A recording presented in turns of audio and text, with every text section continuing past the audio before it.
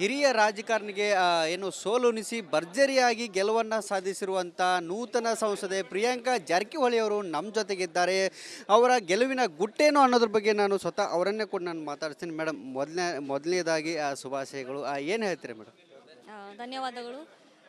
ಎಲ್ಲ ಈ ವಿಕ್ಟ್ರಿಯನ್ನು ನಾವು ಎಲ್ಲ ಚಿಕ್ಕೋಡಿ ಜನತೆಗೆ ಮತ್ತು ಕಾಂಗ್ರೆಸ್ ಪಕ್ಷದ ಕಾರ್ಯಕರ್ತರಿಗೆ ಡೆಡಿಕೇಟ್ ಮಾಡಲಿಕ್ಕೆ ಬಯಸ್ತೇನೆ. ಯಾಕಂದರೆ ಮತ್ತು ಅವು ತಂದೆಯವರು ಕೂಡ ಸಹೋದರ ರಾಹುಲ್ ಅವರು ಕೂಡ ಭಾಳ ಸಾಕಷ್ಟು ಹಗಲು ರಾತ್ರಿ ಅನ್ನೋದೇ ಭಾಳ ಕಷ್ಟಪಟ್ಟು ಎಲ್ಲರೂ ವೋಟರ್ಸ್ಗೆ ಕನ್ವಿನ್ಸ್ ಮಾಡಿದ್ದಾರೆ.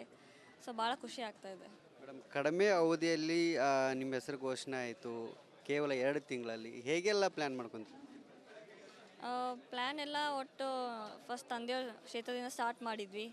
ಮತ್ತು ಅವ್ರ ತಂದೆಯವರು ಒಂದು ಏರಿಯಾ ತೊಗೊಂಡ್ರು, ಸಹೋದರ ಒಂದು ಏರಿಯಾ ತೊಗೊಂಡ್ರು. ಸೊ ಹೀಗಾಗಿ ನಮ್ಮದೆಲ್ಲ ಕವರ್ ಆಯಿತು. ಮತ್ತು ಅಲ್ಲೆಲ್ಲಿ ನೆಗೆಟಿವ್ ಅನಿಸ್ತವ್ರಿಗೆ ಅಲ್ಲಿ ಮತ್ತೆ ಅಪ್ರೋಚ್ ಮಾಡಿದರು. ಸೊ ಅಲ್ಲಿ ಅದನ್ನು ಸ್ವಲ್ಪ ಪ್ಲಸ್ ಮಾಡೋಕ್ಕೆ ಟ್ರೈ ಮಾಡಿದರು. ಸೊ ಕೆಲವೊಂದು ಏರಿಯಾಗಳಲ್ಲಿ ಪ್ಲಸ್ ಆಗಿವೆ, ಕೆಲವೊಂದು ನೆಗೆಟಿವ್ ಆಗಿವೆ. ಸೊ ಬಟ್ ಕೊನೆಯದಾಗಿ ಜನರು ನಮ್ಗೆ ಆಶೀರ್ವಾದ ಮಾಡಿದ್ದಾರೆ. ಅತಿ ಚಿಕ್ಕ ವಯಸ್ಸಿನ ಸಂಸದೆಯಾಗಿ ಆಯ್ಕೆಯಾಗಿದ್ರಿ, ಸಂಸತ್ತನ್ನು ಪ್ರವೇಶ ಕೂಡ ಮಾಡ್ತಿದ್ರಿ. ಹೇಗೆ ಅನಿಸುತ್ತೆ ಮೇಡಮ್ ಈ ಕ್ಷಣಕ್ಕೆ? ಭಾಳ ಎಕ್ಸೈಟೆಡ್ ಕೂಡ ಆಗಿದ್ದೀನಿ, ಖುಷಿನೂ ಆಗಿದ್ದೀನಿ.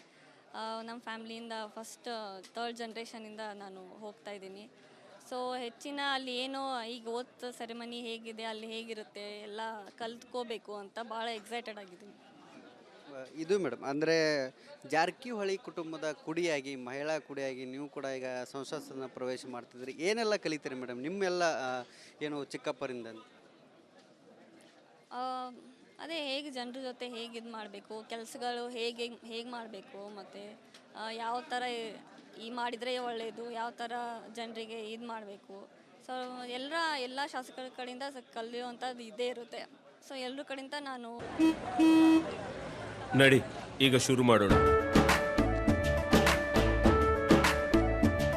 ಕೇಸರಿಯಿಂದ ಮನೋಲ್ಲಾಸ ಮನಸ್ಸು ಮತ್ತೇರಿ ಕುಣಿದಾಡಿದೆ ನೋಡು, ಮನಸ್ಸು ಮತ್ತೇರಿ ಕುಣಿದಾಡಿದೆ ನೋಡು.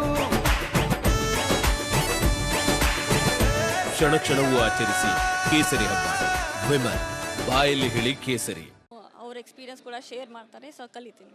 ಚುನಾವಣೆ ಯುದ್ಧಕ್ಕೂ ಕೂಡ ಸಹೋದರರು ತಮ್ಮ ಬೆನ್ನೆಲುಬಾಗಿ ನಿಂತರು, ಅವರು ಕೂಡ ಪ್ರಚಾರ ಮಾಡಿದರು. ಹೌದು, ಭಾಳ ಖುಷಿ ಆಗ್ತದೆ ಒಬ್ರು ಯಾರು ನನ್ನ ಜೊತೆ ಇದ್ದರು ಅಂತ. ಸೊ ಅವರು ಕೂಡ ತಮ್ಮ ಏರಿಯಾದಲ್ಲಿ 1 ತಿಂಗಳಿಂದ ಅಡ್ಡಾಡಿದರು. ಸೊ ಭಾಳ ಹೆಮ್ಮೆ ಆಗ್ತಾಯಿದೆ. ನನಗಿಂತ ಚಿಕ್ಕವರು. ಸೊ ನನ್ನ ಪರವಾಗಿ ಅವರು ಕೂಡ ಸಾಕಷ್ಟು ಪ್ರಯತ್ನ ಮಾಡಿದ್ದಾರೆ. ಕ್ಷೇತ್ರದ ಅಭಿವೃದ್ಧಿಗೆ ಏನೆಲ್ಲ ಕನಸುಗಳನ್ನು ಇಟ್ಕೊಂಡ್ರಿ ಮೇಡಮ್? ಅಭಿವೃದ್ಧಿ ಸದ್ಯಕ್ಕಾಗಿ ಏನೇನು ಮನವಿ ಪತ್ರ ಕೊಟ್ಟಿದ್ದಾರೆ, ಏನೇನು ಆಸೆಗಳಿವೆ ಅಲ್ಲಿ ಅವನ್ನೆಲ್ಲ ಪೂರೈಸ್ತೀವಿ. ಆಮೇಲೆ ಹಂತವಾಗಿ ಏನೇನು ಡೆವಲಪ್ಮೆಂಟ್ ಆಗಬೇಕು ಆ ಏರಿಯಾದಲ್ಲಿ ಖಂಡಿತವಾಗಿ ತಂದೆಯವ್ರ ಗೈಡೆನ್ಸಲ್ಲಿ ಮಾಡ್ತೀವಿ. ಈಗ ಗೋಕಾಕದಲ್ಲಿದ್ದಾರೆ, ಚಿಕ್ಕೋಡಿ ದೊಡ್ಡ ಕ್ಷೇತ್ರ ಇದೆ, ವಿಸ್ತಾರ ಕೂಡ ದೊಡ್ಡದಿರುವಂಥದ್ದು. ಮನೆ ಅದು ಏನಾದ್ರು ಮಾಡ್ತೀರಾ ಅಂತ? ಖಂಡಿತ ಆಫೀಸ್ ಮಾಡಬೇಕಂತ ಈಗ ಸದ್ಯಕ್ಕೆ ಪ್ಲ್ಯಾನ್ ಇದೆ. ಜನರಿಗೂ ಅನುಕೂಲ ಆಗಬೇಕು, ಅಲ್ಲೇ ಬಂದು ನಮಗೆ ಭೇಟಿಯಾಗಿ ತಂದೆಯವ್ರಿಗೆ ಭೇಟಿಯಾಗಿ ಅವ್ರು ಹೋಗಿ.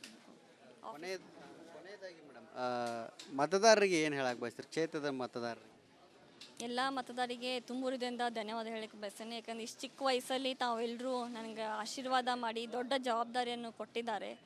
ಸೊ ಯಾವಾಗಲೂ ನಿಮ್ಮ ಪರವಾಗಿ ನಾವು ಇರ್ತೀವಿ ಅಂತ ಹೇಳಲಿಕ್ಕೆ ಬಯಸ್ತೀನಿ.